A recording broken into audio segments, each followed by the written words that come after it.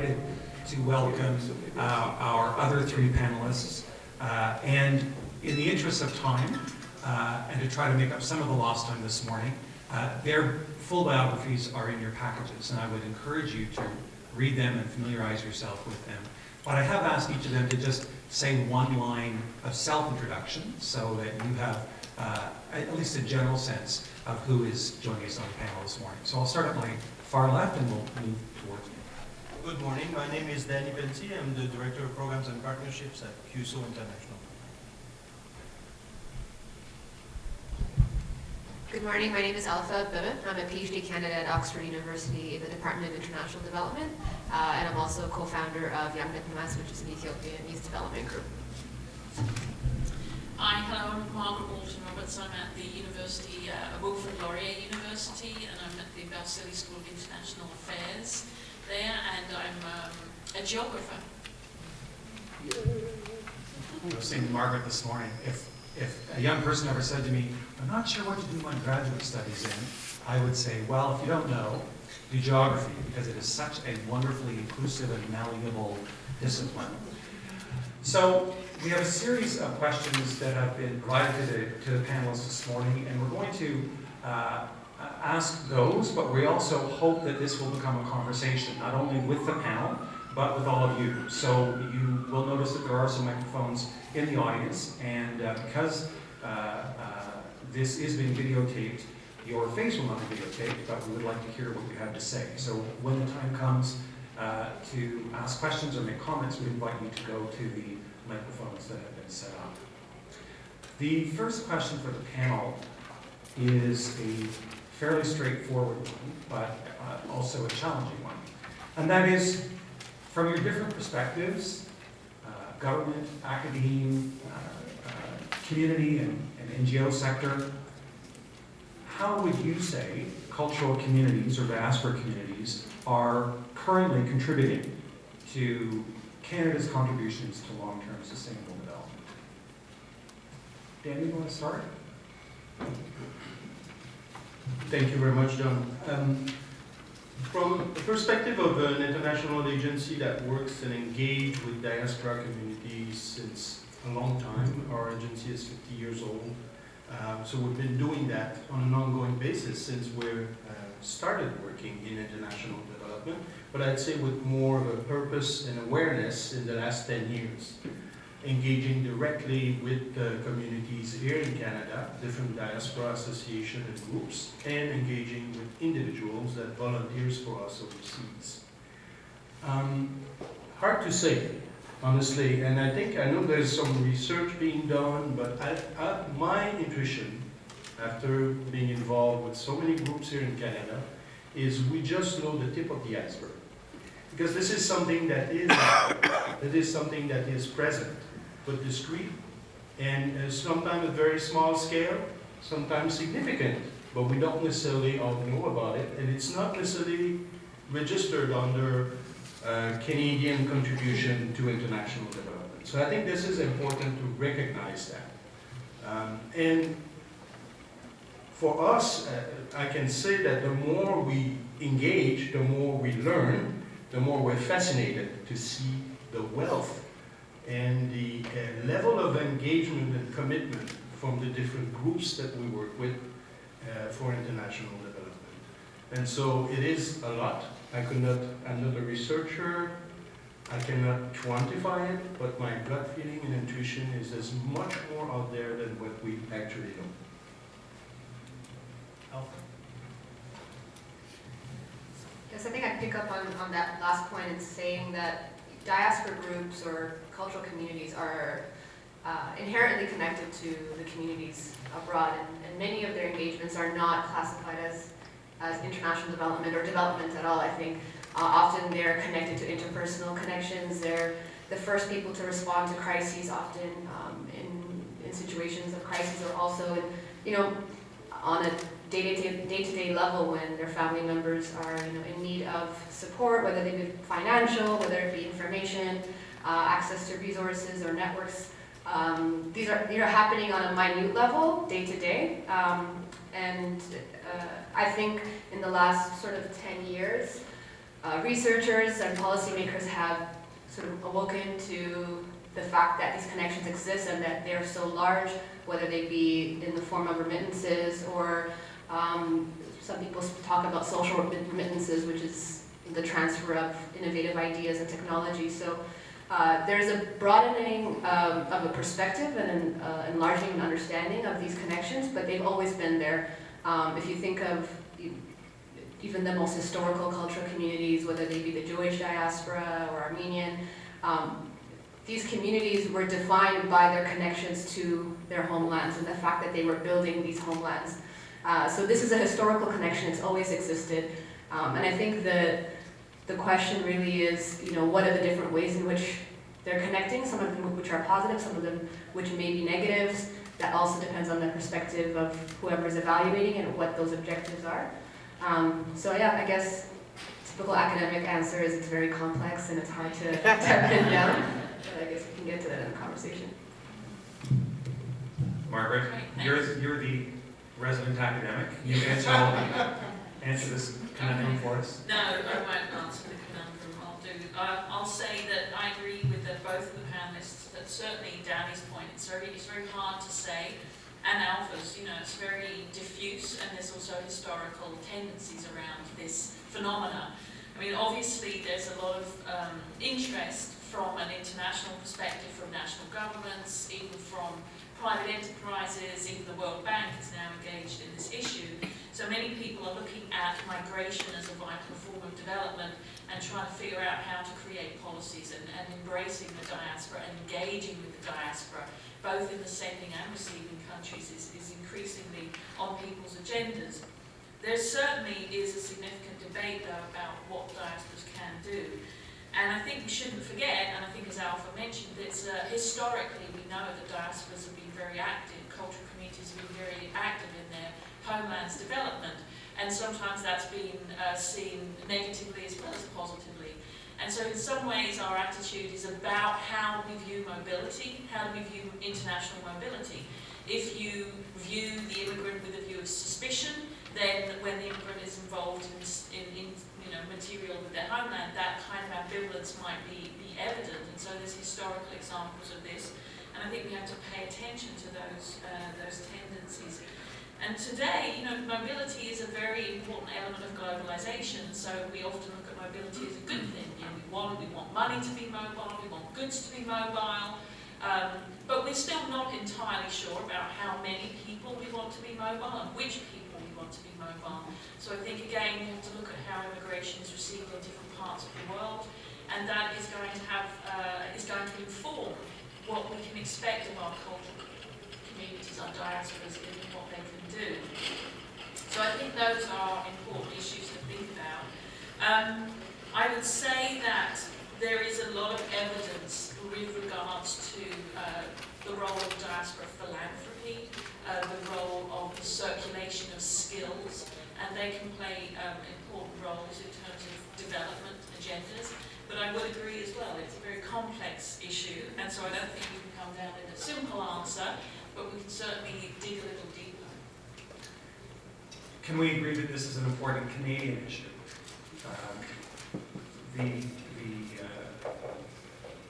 The worldwide statistics, if I'm not mistaken, are that approximately 3% of the world's population live in a country other than the one in which they were born, which is a lot of people.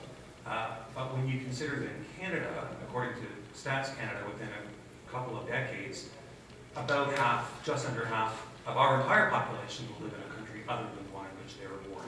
So we are a country that is particularly rich with diaspora experience and resources.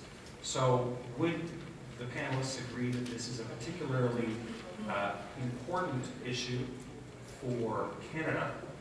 And how well would you say we are doing compared to your knowledge of other countries in terms of the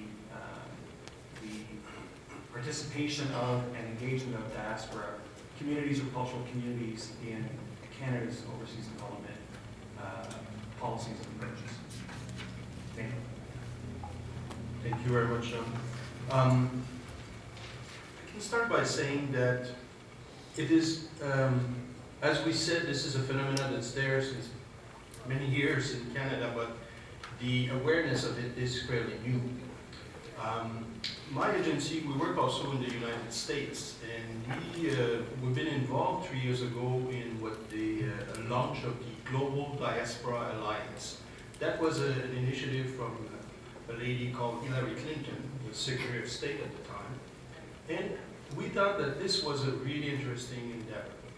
And so we got involved right there. And we were actually funded through that program to mobilize a diaspora association in the US for development in collaboration with private sector, so with Accenture International. So I'm mentioning this because I think in the US, there's been quite an awareness for some time about the importance of the diaspora and recognition of the potential that is there in terms of contribution for development. And I think through that initiative, the State Department in the US really launched, got the ball rolling, and since then we've seen a multiplication of initiatives in the US related to diaspora and international development. So for us, I can say that, again, the awareness is fairly recent. Our agency, we are funded through the Canadian government in part to do international volunteer work. So it's the skill that interests us. And we've been integrating that progressively in our program. And I was very pleased to see that the last call for proposal for the volunteer cooperation program, Diaspora, was embedded there. So this is a component that is now recognized and encouraged by the Canadian government, and I think this is a very good news for us. Margaret or Alpha, would you like to comment? I would say, considering Canada's history, diversity, the sort of multicultural discourse and policies, it's been surprising, the lag in interest. I know that even on a personal level, because my academic interests are the connections between diasporas and development, and when I was looking for schools to do my PhD, I ended up going to the UK specifically because they had been doing that kind of research for much longer, even longer than the US. And so there were academic, centers that were asking really interesting questions about this phenomenon. There are also a lot of umbrella organizations and forums bringing communities together to talk about these issues. And so I find that, I think people often ask me why I went all the way to the UK to study and are surprised to find out it's because I found just such a dearth of resources and spaces to really have these kind of discussions in Canada. But it is changing. I think this is one example of that, and there are a number of initiatives that are popping up, and I think it's going to continue to grow. Yeah, I think I'll answer that by talking about three things. Canadian population, Canadian trade, and Canadian policy. So Canadian population, as we all know, the Canadian labour market and population growth is increasingly dependent on our immigration policy. So demographically, our country is really reliant on our international engagement and our active immigration policy. We have despite the kind of fluctuating commitment from the governments of the day, we are a multicultural nation. We have an official multicultural policy in most of the country. And Canada is often viewed as an example of what they term Canadian exceptionalism. And that's a view where immigration generally has a fairly high rate of public support, which is really quite different from some of the tendencies that we see currently occurring in Europe. And so from that perspective, Canada is a really interesting example from a population perspective in terms of why diaspora engagement, cultural communities are so fundamental from a demographic perspective. There's also Canadian trade. I mean, Canada is a trading nation. We have a small population relative to our resource base, and so therefore we must trade. And so we need to be globally oriented, and interestingly enough, considering how we need to rely on global partners for trade, we have a fairly kind of cautious and conservative business community. And so tapping some of those harder markets, which are now those emerging markets that we must become more engaged with, has been a challenge. We tend to depend on the US, and that's not necessarily going to put us in good stead in the future. So another reason why Canada needs to exploit every resource it has in terms of that kind of trading dimension. And then finally, I think in terms of Canadian policy, and I would agree, Alpha and Danny are making the right kind of points in that we really, considering this demographic and trade profile, we really should be a leader in thinking about diaspora engagement policy. But the reality is we are really more of a follower. There are many countries, both sending and receiving countries around the world, that have become very engaged in working in a more formal way with their overseas communities. And Canada is both, we receive a lot of immigrants, we have diaspora communities in Canada who can help us, but we also have diaspora communities overseas. And so we know the Asia Pacific Foundation's done work on the communities in Hong Kong, for example. So we really need to pick it up a notch. And so I agree, it's very important for Canada, and I would say that's why it's becoming a bigger issue for us to consider. There's a survey by the International Organization for Migration and the Migration Policy Institute that's referenced actually in a document from CUSO International that identifies that there are some 400 governmental organizations operating in 56 countries that either directly or indirectly, but in a very conscious way, engage diaspora communities through their programming. And so it shows that this is actually something that is being done in many parts of the world. It's a very high priority for many regions of the world. And for the various reasons that the panel has cited, there's obvious importance in raising this issue and developing responses to this issue in Canada. And it's terrific to hear the Parliamentary Secretary say this morning how open she and the government are to exploring all ideas. All ideas are welcome in terms of the relationships not only between government and civil society or cultural communities, but also what roles the government might be able to play in encouraging the interrelationship of communities or organizations. So with that, let me ask you about priorities. So we've all agreed that this is a topic of increasing importance for Canada. There's a little bit of a lag for Canada to make up, perhaps, but enormous potential, given the importance of diaspora communities to our country. So what would you say are the most pressing priorities for increasing engagement, either between cultural community groups and the federal government, between the federal government and civil society organizations, within and among these various constituencies? What are the priorities that we should be addressing, obviously, first? And Alpha, why don't I ask you to go first, just so we can mix up the order, and then we'll come back to Danny and Carmen. Sure. I would say the first priority really is to ensure that we are addressing the local concerns and priorities of these communities here first, before we're asking them to partner to engage abroad.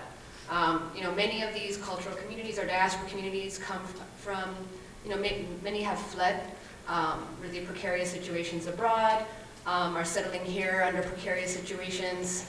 They're coming from low-income families. They're dealing with, a whole set of structural issues and concerns here.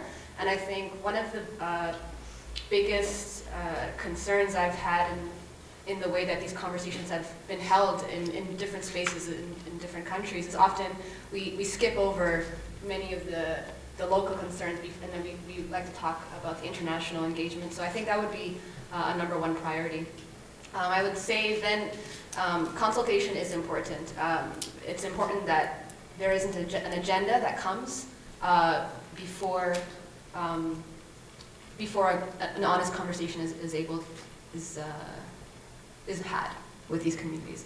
I remember going to a sort of a similar situation in the UK among African diaspora organizations who were consulting on very similar issues, and there was a discussion about how governments and agencies could engage them, and they were talking and they said, listen, we already know the most effective way to do these things. We already have the most cost-efficient way to send money. We've been doing this, and so please don't come to us with, you know, with your ready-made ideas. You know, consult with us first. And I think there are a lot of really great innovative strategies. They might not look polished, they might not look, you know, very governmental or very developmental in the frameworks that we have, but they are working often, and they're often reaching communities that are a lot harder to reach than the more traditional large NGOs. So I think I would leave with those two, and then I'll let the others speak. Danny? Thank you very much. I'll go back to your previous question for a few seconds, just to mention that also I was working 10 years ago for a British agency. It's quite similar to QSO. It's VSO. It's a volunteer sending agency. I worked for them for many years, and at the time, this is 10 years ago, VSO had received funding up to $5 million from the Department of International Development in the UK to build the capacity of the Diaspora Association in the UK in order to enable them to contribute more to development. And that's 10 years ago. And if you ask me priority where I stand, this is clearly when we engage with different associations in Canada, as I said previously, the motivation is there, the commitment, the skills are there, the experience, but the capacity is lacking. Most of those associations are managed by volunteers. I was sitting last week here in Toronto meeting with my colleagues from the Filipino community, GK Canada, and they were clearly, that's what came out of the meeting. We are keen, we want to contribute more, we want to help to bring Filipinos together. It's also another challenge, is to bring the community together, but for that they have to have the capacity. And I think for agency like QSO, this is an area of priority in the future to be able to contribute to building the capacity of the diaspora organization here in Canada in order to enable them to contribute more to international development. That is one. And I can say that our experience in the US with the project that we did with the private sector with Accenture was quite fantastic, because the Accenture, as you know, is a consultancy firm. So they would free their consultant to come and work with the different associations in the US and do capacity building with them on a pro bono basis. So that was quite an interesting project, while we were mobilizing members of those groups to do work overseas for development. The second one I see is activity like this one today. I mean, this is great, and we have to have more of those. It has to be a bit more systematic and organized. I mentioned earlier the Global Diaspora Alliance, and I think this is an invitation. I know other countries in Europe have taken the train now and are organizing on a yearly basis those huge conferences where they bring different diaspora groups together for a dialogue. And I think this is something we should systematize here, and this is an area where the government can support that to scale this up and really provide a platform for dialogue where those groups can be heard. And those groups can actually ask directly the government and advise the government on what should be done to enhance their contribution for international development. In 2013, Mosaic Institute hosted a small conference, about this size, maybe a little bit larger, as part of the Global Diaspora Week, and we were invited to do so by the Global Diaspora Alliance, International Diaspora Engagement Alliance, IDEA, great acronym. There was a lot of enthusiasm and interest. We unfortunately don't have the resources to do that on an annual basis, but I know that the participants found it very valuable. So just to underscore what you're saying. Margaret, what would you say the priorities are in terms of increasing engagement amongst all the various players that we talked about this morning? I certainly agree with Danny and Alpha's comments, and I suppose some of my thoughts are a little bit more kind of overarching, in that I do agree that conditions of entry and exit are important. So I think we have to understand how individuals kind of leave their countries in the first place, because obviously if you are leaving a kind of a war-torn situation, your ability to engage with that government is going to be problematic. And then if you are going to then engage with sort of subnational groups, there may be conditions of tension and conflict that have to be negotiated. So we have to pay attention to those issues of exit and entry. And then in the entry side, it is about kind of systems of integration, the effectiveness of settlement support for groups, especially groups that are vulnerable. And so again, if you're looking at some of the regions of the world that need the greatest development support, you may actually be working with a group of a cultural community who themselves may be dealing with an enormous amount of burden, of trauma. And so to then expect them to become the solution for the regions that they come from, the problems there is probably asking too much. And so I think we have to be very conscious of what regions we're looking at. When we look at our immigration policy, for example, today, I mean, we're increasingly moving towards a more highly skilled, more highly selective community that's being invited, and now we are being invited to enter through express entry. So in some ways there's the risk of are we reverting to the mean, which is more of a middle class, emerging middle class community. And then we have to ask ourselves, do we have an effective connection to the most vulnerable in those regions? And are the most vulnerable, do they have an effective partner to then facilitate those kinds of sustainable development initiatives? So these are big questions, and I think it raises in certain important points, for example, such as when we think about refugee sponsorship schemes in Canada. How effective are we at mobilising that capacity to facilitate more sustainable development and engagement? Are we effectively reaching out to the most vulnerable communities through our diaspora communities? And so that's not exactly a priority, but I think it's a caveat that we must always be conscious of as we begin to build pilot projects and policies to engage. Who are we engaging with, and is it the most effective way to really reach the most vulnerable population? So to translate that into a principle, would you say that the principle is one size does not fit all? I would say that's right. I think we need to have diversity. There is always a place for your more traditional forms of development aid, and especially when governments can remain effective in mobilising that aid. I think it's a toolbox, and I think the best toolbox is one that has multiple tools for multiple purposes. Are there other challenges that need to be addressed before we can start to achieve these priorities? You very variously mentioned capacity, money, funding, the fact that communities might be dealing with either recognized or unrecognized trauma and be at a different point in the integration and settlement process than other communities. Are there other challenges that need to be kept in mind that might impede our collective ability to better engage with cultural communities, government, civil society around international development? Who'd like to go ahead? Again, it's not necessarily financial. It's because we're funded to do international development work. So the resources we get are to be spent overseas. And I just make an aside comment here on Margaret's point. For CUSO International, we make a point. I mean, this is our mission to reach out to poor, marginalized groups and communities overseas. So, of course, when we engage with Diaspora Association here in Canada, that is a given, or we discuss that in terms of our vision and commitment. But it's clearly we're aiming to mobilize resources, people, and money in order to support the most marginalized people overseas. Challenge we have is we raise funds with from the Canadian public. We raise funds from institutional donors like the Canadian government, but this is to spend money overseas.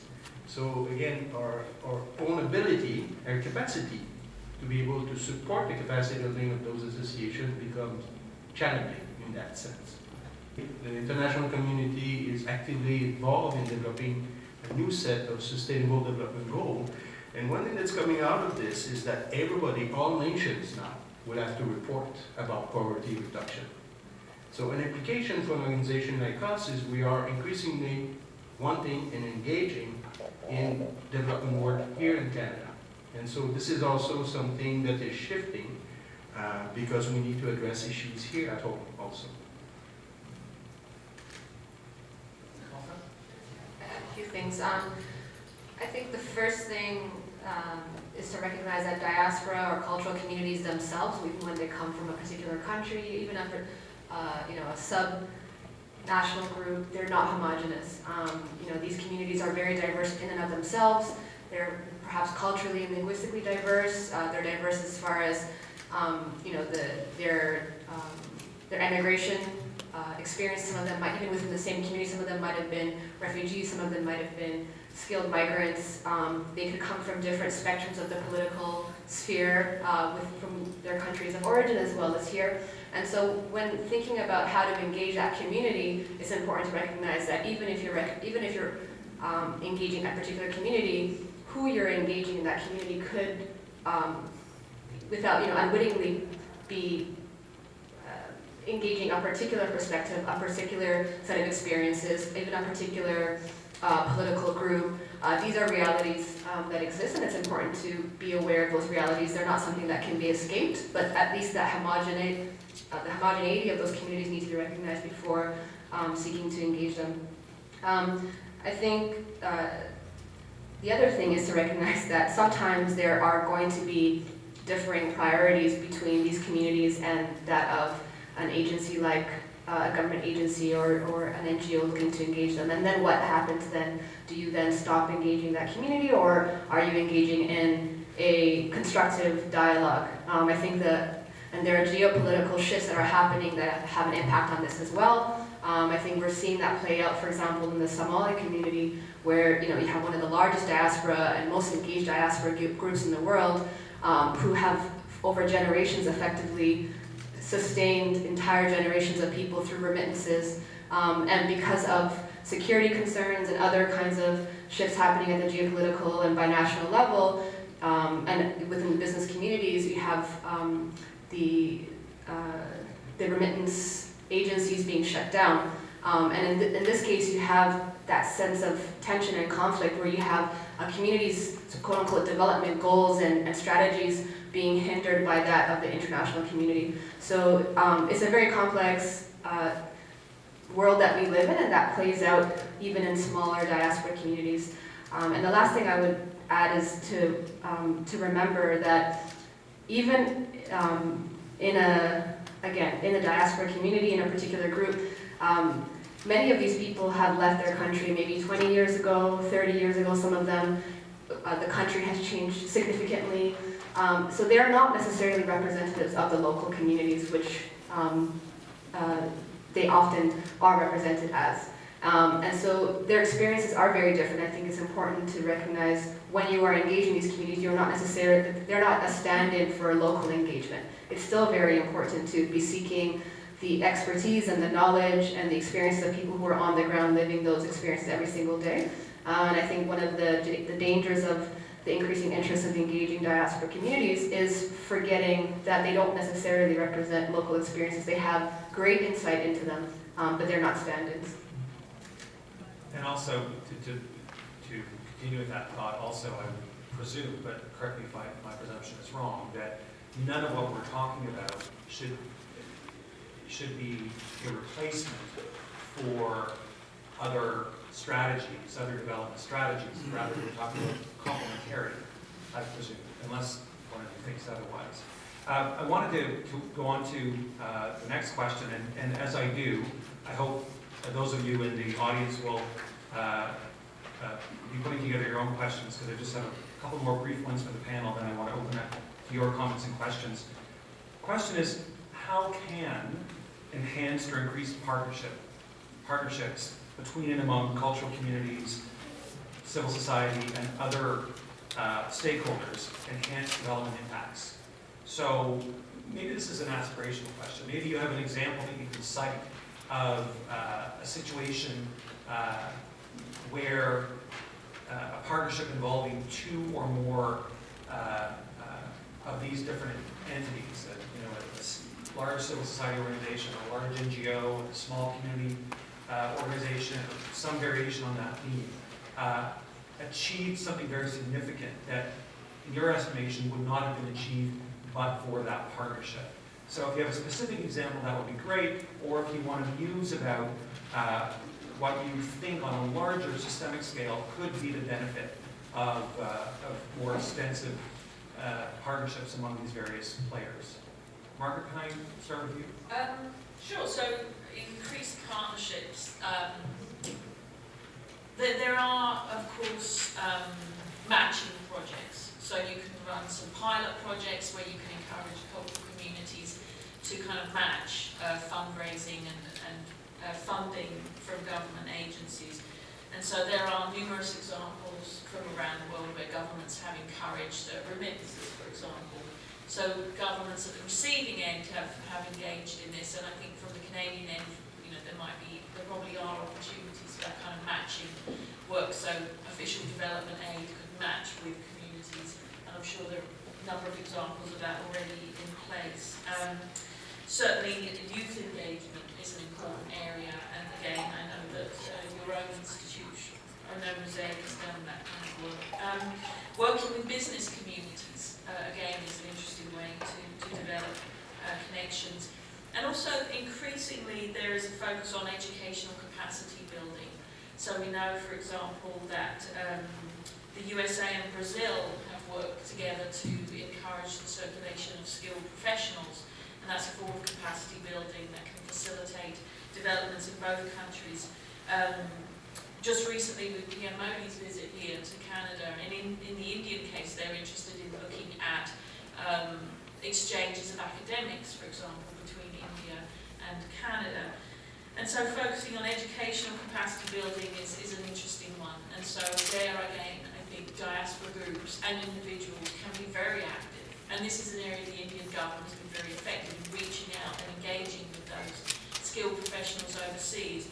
And so I think the Canadian government, Canadian agencies can take their lead from some of those examples in capacity building. I have some bigger policy issues, but they're not exactly at that scale, so I'll leave those. Okay. Dane, what would increased or enhanced partnerships lead to, and do you have some examples of success stories that you want to share? Well, one example I think is interesting is in the Caribbean, in Jamaica in particular. We're working with an organization that helps youth who are unemployed or underemployed to start their own business. And so in order to be able to support that, we build the capacity of the organization, we bring volunteers and so on, but we've been also able to engage with the Jamaican community here and having them involved and advising us first and foremost, because again, the knowledge is important here. But also, not everybody can travel and go spend 3 months, 6 months, 1 year overseas, but we use increasingly what we call e-volunteering or e-mentoring.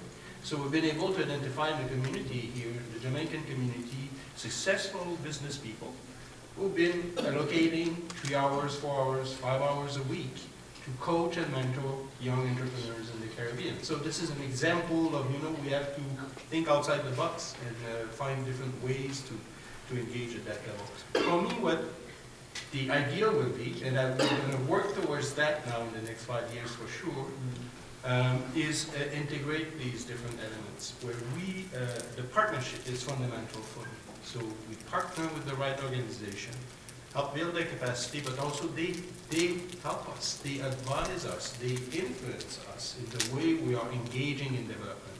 For me, it's fundamental.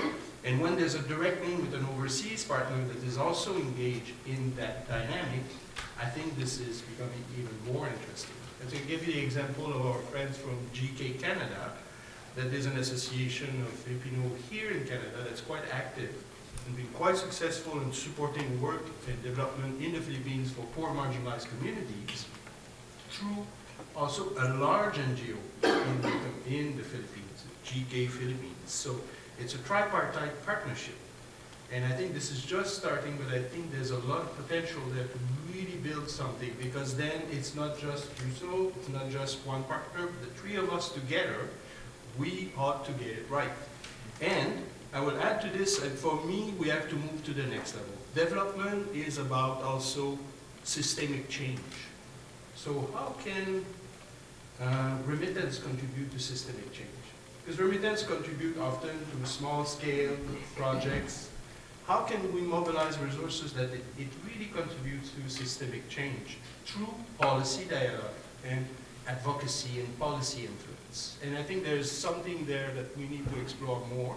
And I think, again, the legitimacy of having three partners, like a Canadian-based association, a country-based association that does good work, has a good reputation, and an organization like you, so together we would have the potential to really influence policy, both overseas, but in Canada. I think they're all great points that were raised. I think Danny's last point, if we're talking partnerships, and this is building on my last point as well, it's really important that we're also engaging local expertise and knowledge in addition to diaspora partnerships.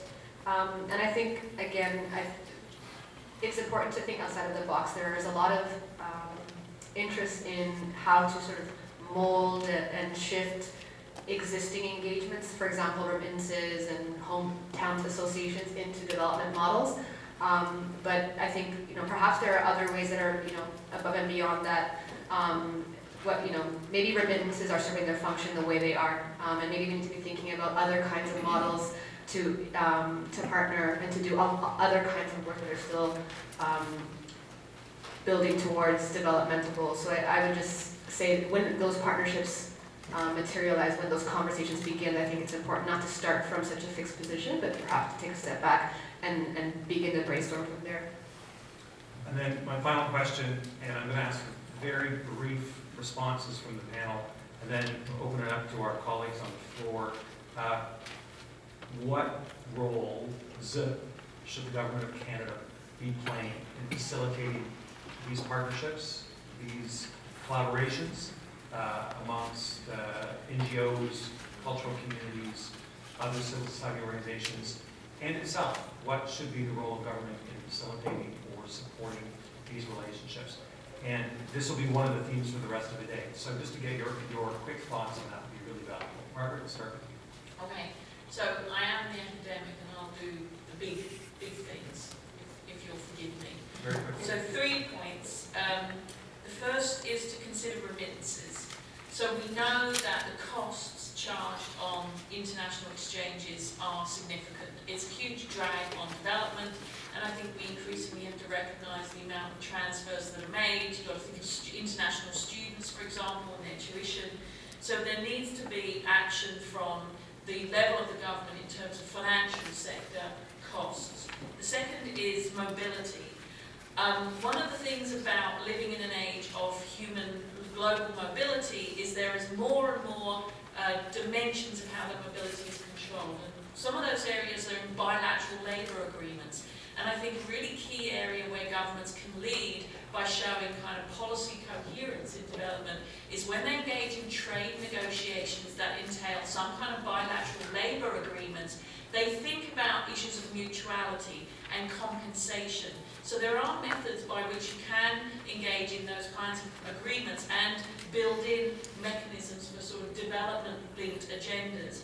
And then finally, third is to think about mobility, access. So we do have immigration policy, we have refugee policy, and as I already said, I think we have to keep a very firm handle on recognising the unintended consequences of the kinds of immigration policies we introduce in terms of who has access to that incredibly important opportunity to be able to get out and start a new life. And so I think those are 3 policy arenas where the government is in control and can really take a leadership role. Okay. Alfred, you have anything you'd like to add? I'll be brief. I think it's obvious that the Government of Canada comes with a form of legitimacy that could serve a great purpose. So government acting as a facilitator could be very effective. So hosting something like this, lending its legitimacy, lending its infrastructure and support to host community engagement, whether it be consultations like this or other forms of partnerships. I think is really important. Acting as a listener, I think, is going to be really important. There's a lot that they can learn from the communities that exist within Canada. And then, of course, funding.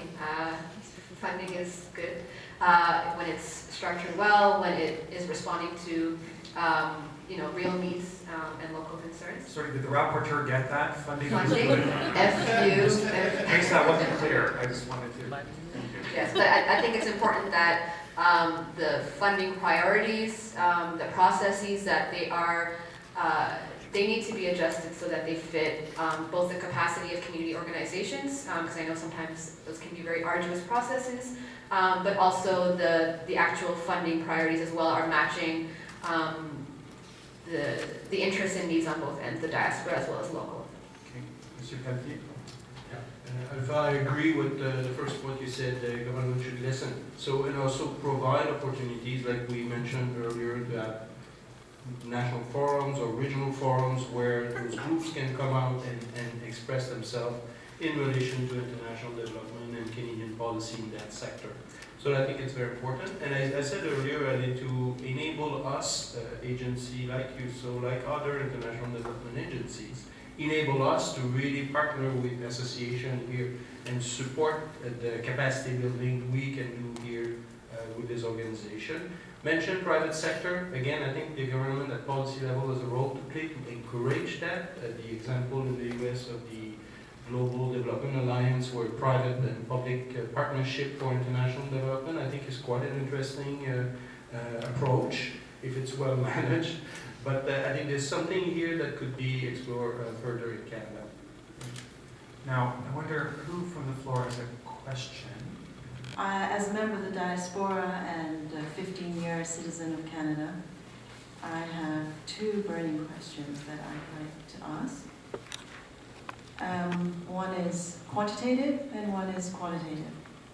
The quantitative one, as a member of Diaspora, I've not been able to influence Canadian international development policy, and in particular, strikes me that it's shameful that we still only spend a little less than $5 billion on international aid.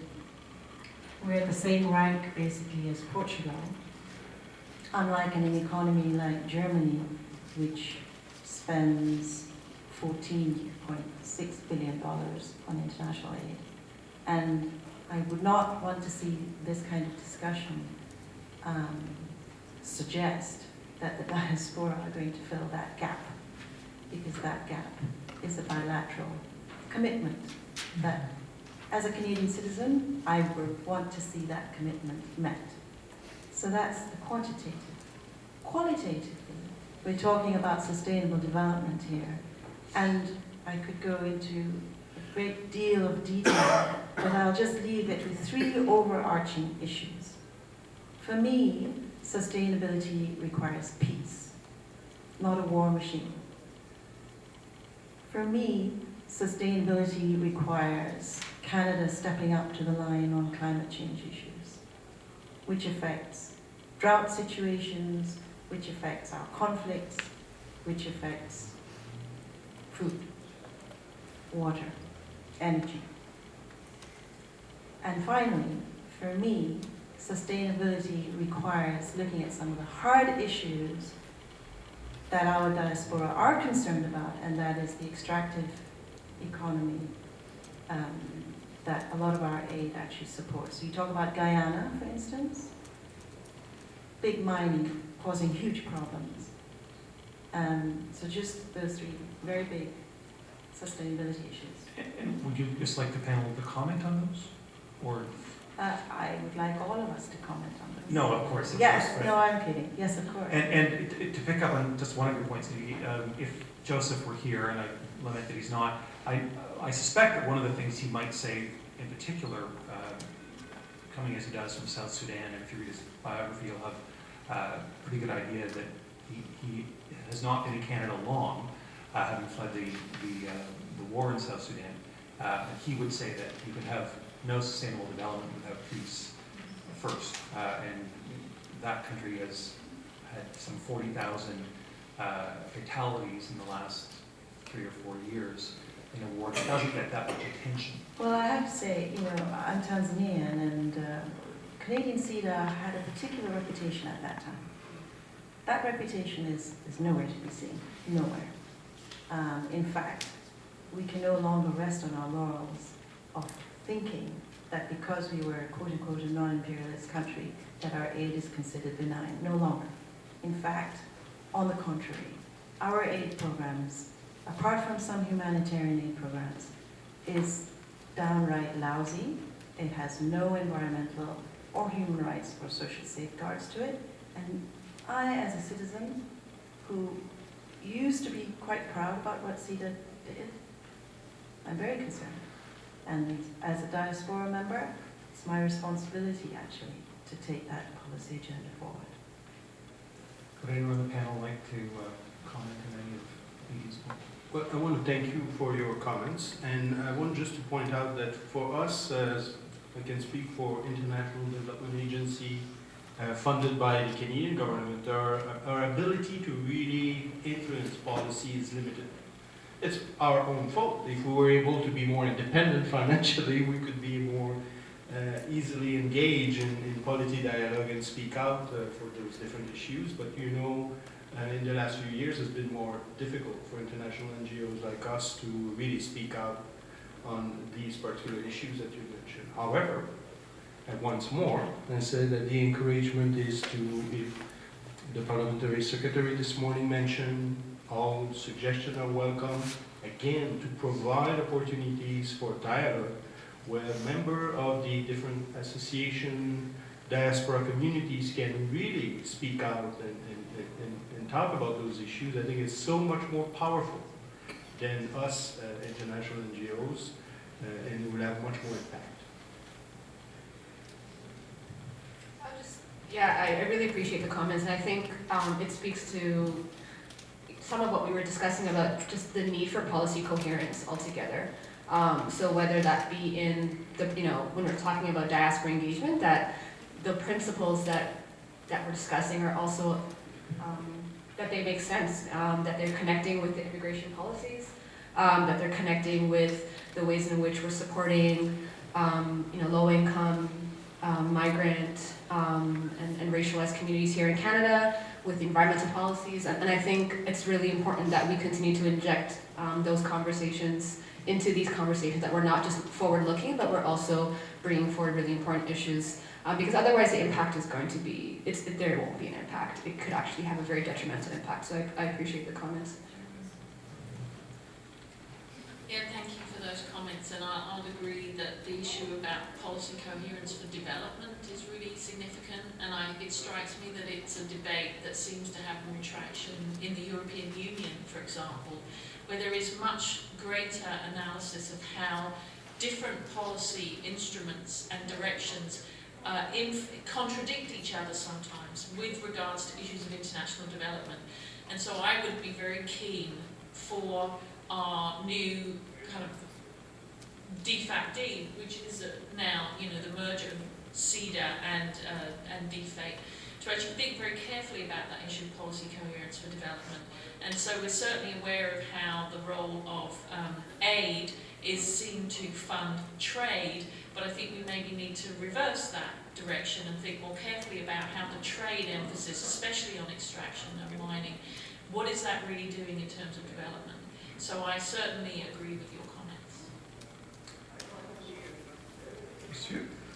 Hi, good morning. My name is Ariel Deluy. I'm with the Department of Foreign Affairs, Trade and Development. Both Professor Walton Roberts and Ms. Bebe made allusions to the link between immigration and the broader discussion we're having this morning. I very much welcome the further thoughts you may have on that and a little bit more elaboration of that question. It's interesting to hear it, and there's an obvious connection, obviously, between what we're trying to do in terms of engaging cultural community groups in international development, but I want to hear more about the linkage to how that ties into smart immigration or refugee policy. Thank you. Let's bundle questions, if you don't mind. So, ma'am, could I ask you to ask your question as well, and then we'll address them together as a panel? My name is Frances Del Sol. I'm with the Council of Caribbean Associations. As we spoke about the unintended consequences of our immigration policy, we directed towards the most skilled and probably leaving out the most vulnerable. One of the important areas of that is to recognize, the Canadian government to recognize the effect of brain drain on the Caribbean, islands in the Caribbean. I come from Dominica, which is the island most impacted by brain drain. I came here as a young student and never went back.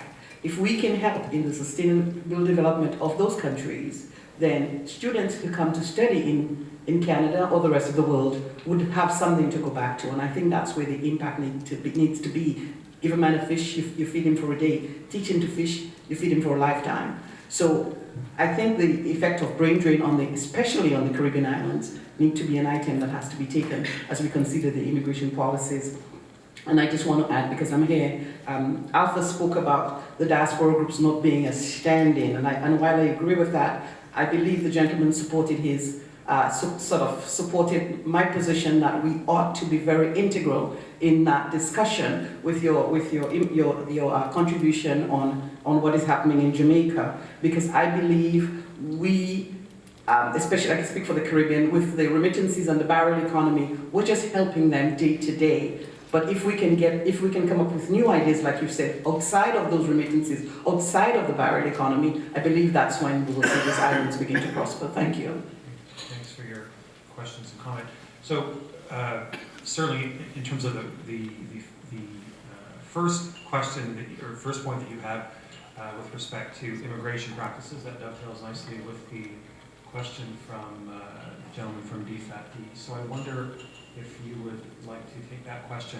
And then I'm getting a signal from the back that we need to begin wrapping up. But do you want to deal with the issue of immigration and brain drain versus circulation? Okay, thank you for those two questions, and they're certainly linked in terms of the immigration development relationship. So in comment to Ariel's comment about immigration policy, I mean, if I can just talk from the study, the case I'm more familiar with, which was in the case of India, I think immigration policy from India responds to policy triggers from the federal government. So when, in the 1980s, there was a very strong possibility for family class sponsorship, you saw a kind of the reformation of families, which tended to then have a very social and spatial recirculation. So you saw families coming together who came from a certain region of India, so primarily kind of the Punjab region in the north. As policy levers changed and the Canadian government became more engaged with more high-skilled, skilled federal workers and other forms of that, it began to differentiate regionally. So then you'd have new people coming in who didn't necessarily have a large number of family in Canada. So there was a diversification of the regional and the linguistic background of immigrants from India coming to Canada. So policy levers can have a big influence in the way in which communities are formed. So that's an important point to think about. And you want to, in some ways, you do need to break out of that social reproduction of communities if you want people to have access to the opportunities that immigration can offer. So what happens is we tend to then move to, okay, we're going to determine you not by who you know, but by what you know. So that moves us then to this high-skilled, higher human capital formation. And then there is the risk about the brain drain. But I would say that increasingly now many people are talking about not a brain drain, but a brain circulation. And so governments themselves are looking at their communities overseas who have developed international skills and finding ways to invite them to come back, finding ways for them to come back and train or to come back and engage in technology transfer. So it is a shifting landscape. Look, Canada is contributing to the International Organization of Migration. And this is an organization that does a lot of research and a lot of work in that area of mobilization of diaspora for development. And again, Canada contributes to many different international or multinational organizations. It's a matter of not just financially contributing, but really connecting with what's happening with those organizations. Maybe more active at that level would be quite useful, actually, to influence policy here in Canada. And you know, a very practical suggestion, the Metropolis Project, which is now moved to Carleton University, used to be part of Citizenship and Immigration Canada, but it would really love it if there were more overlap and partnerships developed between the many folks around the world that are involved in the Metropolis Project, but particularly here in Canada, and the international development in the country, international development community in Canada as well, because there's so much information to be shared back and forth. Alpha, last word to you from the panel. Just to pick up on the question from Ariel, I think the connection between sort of migration policies and our conversation today, a big and important one for me is the legitimacy factor. Just to personalize it for a moment, thinking about my own family. Who I was born here in Canada, my family came from Ethiopia.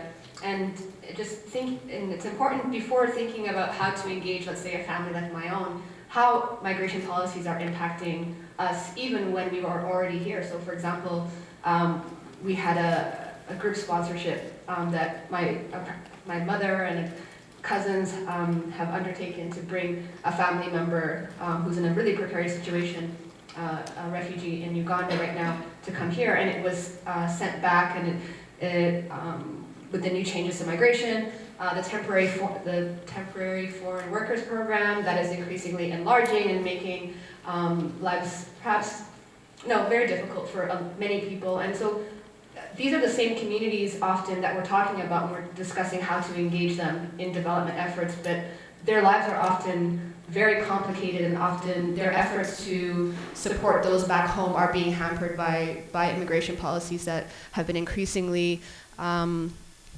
more complicated, more arbitrary in the decision making, a lot more difficult to navigate. So I think that legitimacy factor from a Canadian perspective is really important. Ladies and gentlemen, thank you for your forbearance, for your participation. Please join me in thanking our panelists, Danny Pelletier, Alpha Abibi, and Margaret Walton Roberts.